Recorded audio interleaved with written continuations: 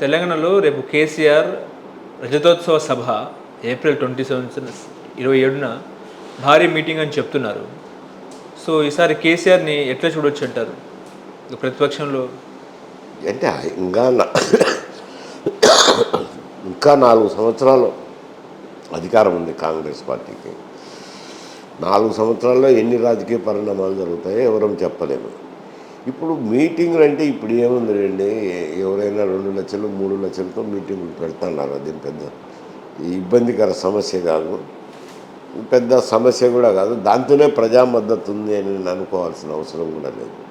ఇప్పుడు కాలంలో జరిగే జన సమీకరణ వేరు, అప్పుడు నాయకుడు వచ్చినారు అని అంటే జనం వచ్చే విధానం వేరు, ఇప్పుడు విధానం వేరు. ఇప్పుడు సమీకరించుతున్నారు కాబట్టి ఒక 3 లక్షల మందికి ఉన్నా 10 లక్షల మందికి ఉన్నా అది ఆ పార్టీకి బలము అని నేను అనుకోవటం లేదు.